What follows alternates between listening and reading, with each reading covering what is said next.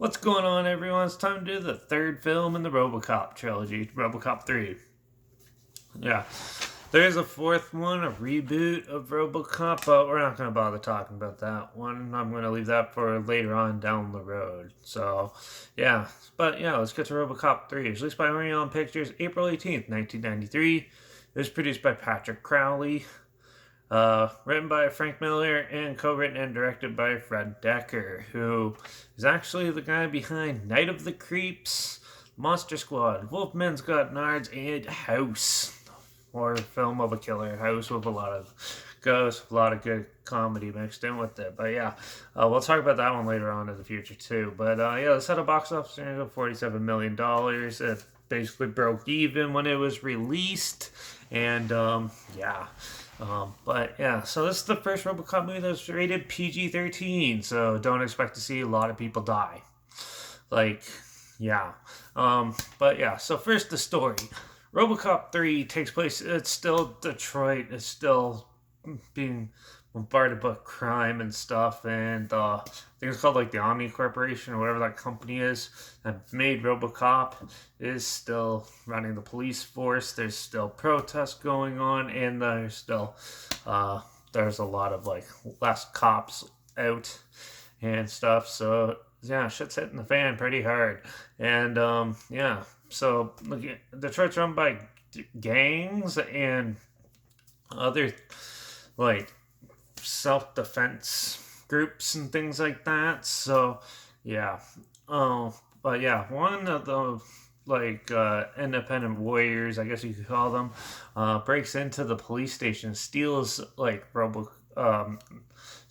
this modified suit that's supposed to be for Robocop and guns and everything. And yeah, they have this like 12-year-old girl who's like a hacker, and she managed to hack into like that big robot, whatever it's called, and yeah, ends up keeping it and using it for their profit and fun. Anyways, yeah, but the main thing is the Omni Corporation, whatever it's called, comes and releases. They're putting Detroit into debt basically, and yeah, they need help. So they outsource a police force to this Japanese company, and they basically it's like a military police force where they're taking them somewhere safe and force people out of their homes so they could yeah, eradicate crime and everything like that. But that kind of some weird side story. But yeah, and then yeah, and then which is allowing all these gangs to take over, and yeah, so amidst all this, the police are trying to do the gangs, and RoboCop is out trying to protect and serve, and he continues on where he actually meets this match trying to defend this like young girl that you see, and this group of mercenary people that are going underground. First, he thinks they're committing crime, and then realizes that they're actually getting ambushed by the company that's coming to eradicate everyone. And yeah, so they corner them in a church, and then the company opens fire on Robocop, subduing him, making him not able to walk and malfunction. So he's lying on his back for 75% of the film. And amidst all this, the new group that you're introduced to is basically trying to help him and get back up and help the police defend crime against the corporation and stuff. And then yeah, it's pretty neat because you get to see RoboCop with a cool jetpack, but that's about it. Yeah, RoboCop 3 definitely way different than I expected. I've always seen this film like 2 or 3 times, so yeah, very forgettable. I watched this film like a week ago and I already forgot everything about it, so I had to watch it again. Yeah.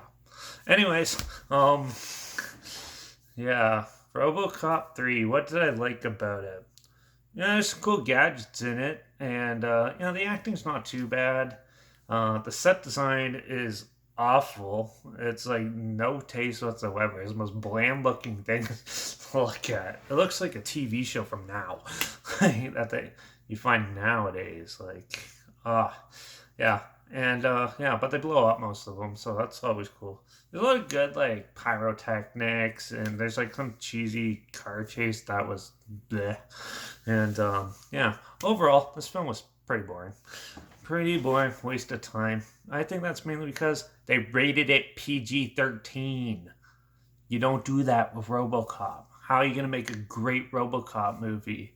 Like the first one with the excessive violence, a satire, you have a satire sort of theme going on, and yeah, that all the hallmarks is for an R-rated movie or 18A here in Canada, and yeah, and then so the sequel came out, excessive violence, just because, but still, it was still an amusing one.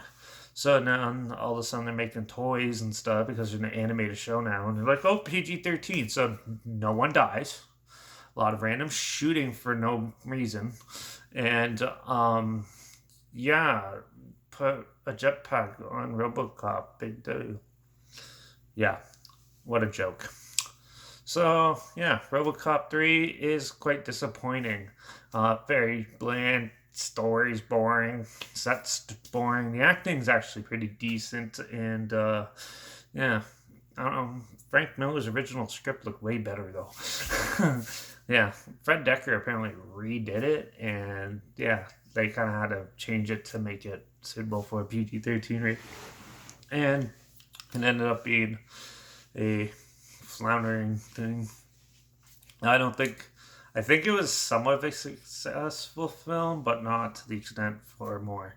And well, yeah, Orion went bankrupt after this. That's why they didn't make any more. So yeah, and they had a new guy playing RoboCop, but it had this weird voice tune thing, and yeah, I wasn't a fan of that either. Overall, I'm not a huge fan of RoboCop 3. I'd probably give it a 2 out of 5. Yeah, maybe if you make it R rated, it would have been better. But yeah, for what it was just bleeding and about to die. So yeah, they just try to get their money's worth as best they could. But overall, it was quite disappointing. But yeah, that's the RoboCop trilogy. Hopefully, the reboot is better than RoboCop 3. It's rated PG-13, so it most likely won't be anywhere close, like 99% of other reboots. Anyways, that's what I thought of RoboCop 3. I spoke pretty harshly about it, but it's watchable, but it's definitely not the best. They kind of just plummet in quality and how good they are. It's like if you want to know from best to worst RoboCop, just put them in order on a shelf, and there you go.